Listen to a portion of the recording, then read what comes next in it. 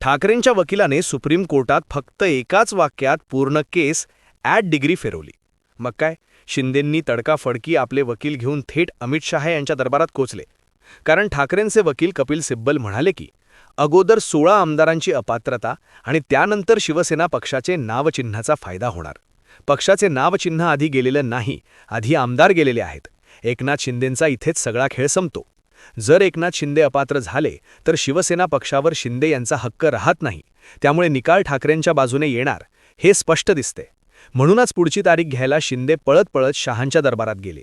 आणि इकडे मीडियाने अफवा पसरवली की ठाकरेंचे 6 खासदार शिंदे यांच्या संपर्कात, प्रवेशाची तारीख ठरली. या सगळ्यांना आमदारांची ठाकरेंच्या शिवसेनेने कशी कामगिरी बजावली तुम्हीच बघाच. एकनाथ शिंदे यांनी साधारण 40 आमदारांसह सुरत आणि त्यानंतर गुवाहाटी गाठून उद्धव ठाकरेंच्या नेतृत्वाविरुद्ध बंड पुकारले. शिंदे यांचा मुख्य दावा असा होता की उद्धव ठाकरेंनी काँग्रेस राष्ट्रवादीशी हातमिळवणी करून बाळासाहेब ठाकरेंच्या मूळ हिंदुत्वाच्या मूळ विचारधारेला तिलांजली दिलीये. या बंडामुळे विधानसभेत उद्धव ठाकरे यांचे संख्याबळ कमी झाले आणि राज्यपालांनी त्यांना बहुमत चाचणी सिद्ध करण्याचे आदेश दिले. मात्र 29 जून 2022 रोजी सर्वोच्च न्यायालयाने बहुमत चाचणीला स्थगिती देण्यास नकार दिल्यानंतर उद्धव ठाकरे यांनी मुख्यमंत्रीपदाचा राजीनामा दिला. त्यानंतर दुसऱ्याच दिवशी 30 जून 2022 रोजी एकनाथ शिंदे यांनी भाजपच्या पाठिंब्याने महाराष्ट्राचे मुख्यमंत्री म्हणून शपथ घेतली. या सत्तापालटानंतर खल्या शिवसेनेचा ताबा मिळवण्यासाठी कायदेशीर लढाई सुरू झाली. निवडणूक आयोगाने ECIने दोन्ही बाजूंच्या आमदारांच्या संख्याबळाचा आधार घेत 17 फेब्रुवारी 2023 रोजी धनुष्यबाण हे चिन्ह आणि शिवसेना हे नाव एकनाथ शिंदे यांच्या गटाला बहाल केले. या निर्णयामुळे ठाकरे गटाला मोठा धक्का बसला आणि त्यांना शिवसेना उद्धव बाळासाहेब ठाकरे हे नवीन नाव आणि मशाल हे निवडणूक चिन्ह स्वीकारावे लागले. उद्धव ठाकरेंनी या निर्णयाला सर्वोच्च न्यायालयात आव्हान दिले आहे, जिथे अद्यापही काही तांत्रिक बाबींवर सुनावणी सुरू आहे. दुसरीकडे विधिमंडळ स्तरावर 16 आमदारांच्या अपात्रतेचा मुद्दा गाजला. 10 जानेवारी 2024 रोजी विधानसभा अध्यक्ष राहुल नार्वेकर यांनी दिलेल्या निकालात एकनाथ शिंदे यांच्या नेतृत्वाखालील गट हीच खरी शिवसेना असल्याचे घोषित केले आणि कोणत्याही आमदाराला अपात्र ठरवण्यास नकार दिला. या निर्णयाने शिंदे सरकारला कायदेशीर स्थैर्य मिळाले असले तरी ठाकरे गटाने याला लोकशाहीची हत्या म्हणत जनतेच्या न्यायालयात जाण्याचा पवित्रा घेतला. कालच भरत गोगावले यांचा व्हिडिओ अचानक पाहण्यात आला. एका लग्न समारंभामध्ये ज्यावेळेस शिवसेनेचे पक्षप्रमुख उद्धवजी ठाकरे व्यासपीठावर असताना त्या दाम्पत्याला शुभेच्छा देत असताना भरत गोगावले सुद्धा स्टेजवर गेले. खरं तर भरत गोगावले यांनी नंतर जाऊन शुभेच्छा द्यायला पाहिजे होत्या, मात्र त्यांनी मुद्दाम जनतेच्या नजरेत येण्यासाठी हे नाटक केलं.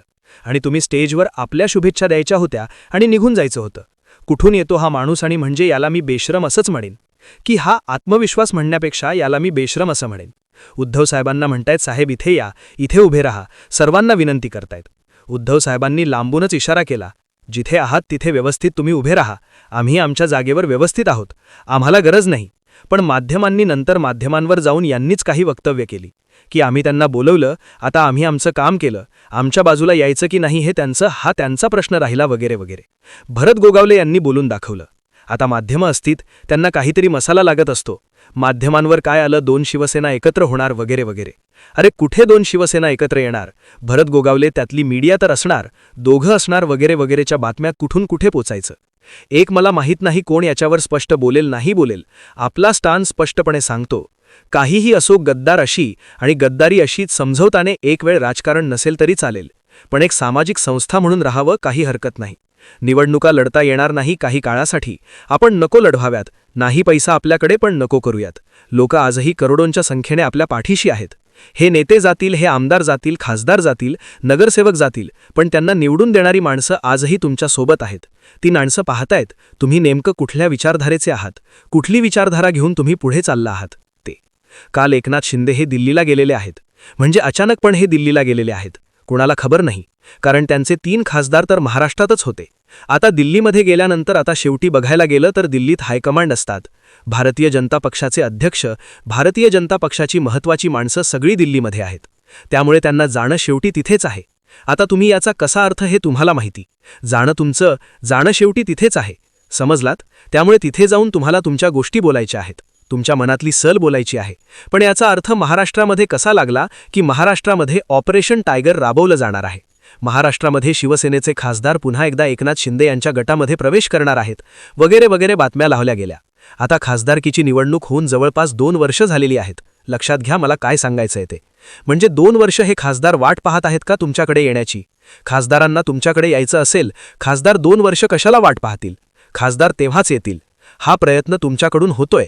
याच्या हे मात्र सत्य आहे की वारंवार शिवसेनेच्या खासदारांना फोन केले जातात, वारंवार शिवसेनेच्या खासदारांना आपल्याकडे ओढण्याचे प्रयत्न केले जातात. पण ही ठाकरेंची माणसं आहेत, ही शिवसेनेची माणसं आहेत. अगदी अरविंद सावंत साहेब असतील, अनिल देसाई असतील, अगदी राजाभाऊ वाजे असतील, भाऊसाहेब वाघचातुरी असतील, बंडू जाधव असतील, संजय दिना पाटील असतील, सगळी माणसं ही शिवसेनेची माणसं आहेत. मला आलेली निवडून दिलेली माणसं आहेत. आणि ह्या सगळ्या खासदारांनी धनुष्य हरवून शिवसेनेला जिंकलाय. धनुष्य हरवून म्हणजे लक्षात घ्या, धनुष्य चिन्हाला हरवला आहे. ही विचारधारा त्यांना सुद्धा चांगली माहिती आहे.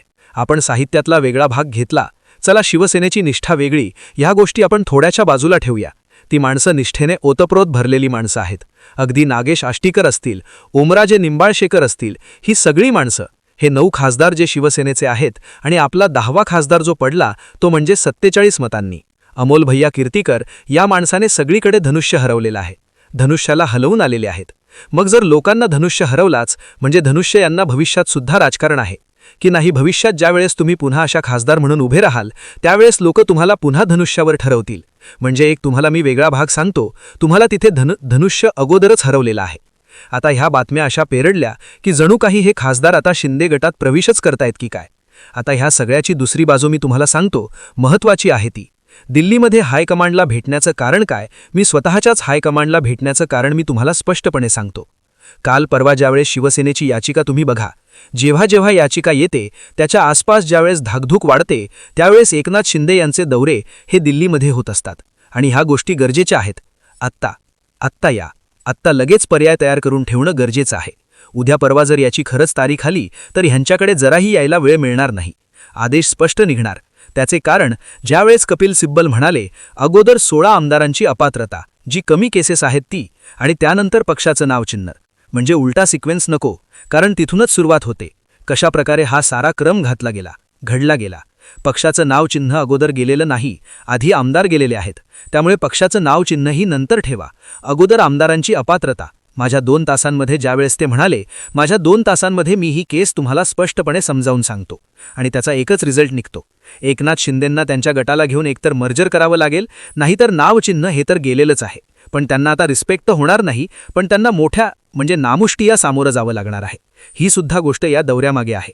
दुसरा एक अर्थ काढला जातो, त्याच्यामध्ये त्यांना दुसरं केंद्रीय मंत्रीपद पाहिजे असू शकतं, कुणाला माहिती. आणि त्यासाठी कदाचित त्यांना खासदारांना वाढवून घेण्याची किंवा वाढवून आणण्याची त्यांना अट घातलेली असू शकते. किंवा तुमचे खासदार वाढवा, शिवसेनेचे खासदार घेऊन या. आणि त्यासाठी मग काय टेक्निकल गोष्टी आहे, कारण टेक्निकली हा पार्ट फार कमजोर आहे. तुम्ही नगरसेवक ज्या प्रकारे घेताय, ज्या प्रकारे तुम्ही आमदार घेतात, तेवढा हा खासदार घेणे इतका सोपा नाही हे लक्षात घ्या. ते या 9 खासदारांना जर तुम्ही पाहाल तर त्यातला एकही खासदार या शिंदे गटाच्या या मागण्यांना भीक घालणार नाही, हे मात्र स्पष्ट आहे.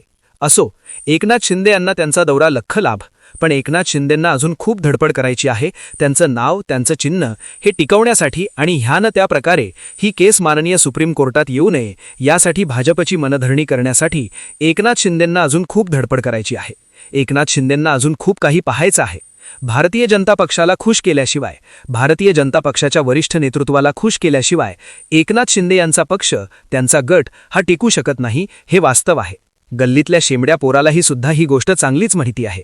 कपिल सिब्बल त्यावेळेस जे म्हणाले की पहिली पक्षांतर बंदी आणि त्या 16 जणांची अपात्रता ही याचिका सुनावणीला घ्यायची आहे आणि त्यानंतर पक्षाचं नाव आणि चिन्ह, इथे बऱ्याचशा गोष्टी स्पष्ट होत आहेत.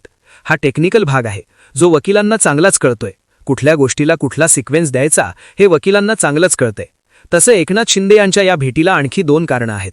अगदी गणेश नाईकांनी त्यांना संपवून टाकण्याची भाषा केली होती, यांच्या पक्षाला संपवून टाकण्याची भाषा केली होती, तो एक विषय आहे. यांच्या योजनांना, त्यांच्या मंत्र्यांना, त्यांच्या आमदारांना भारतीय जनता पक्षाकडून तो निधी मिळत नाही. आपल्याला तर नाहीच नाही, पण शिंदे गटाला सुद्धा आणि अगदी त्याचसोबत पवार गटाला सुद्धा निधी मिळत नाही.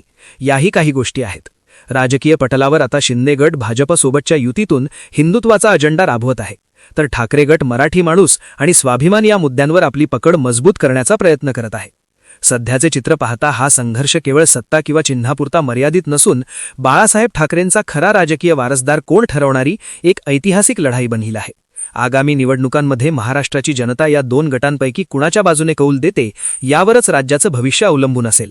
पाहूयात नेमकं महाराष्ट्रात काय घडतंय. यांचा ऑपरेशन टायगर होतोय की काहींचा ऑपरेशन उंदीर होतोय, पाहूयात पुढच्या व्हिडिओमध्ये. तर मंडळी, याबाबत तुमचं मत कॉमेंट बॉक्समध्ये नक्की द्या आणि अशाच माहितीपूर्ण व्हिडिओसाठी आपल्या चॅनलला सबस्क्राईब करायला विसरू नका. धन्यवाद.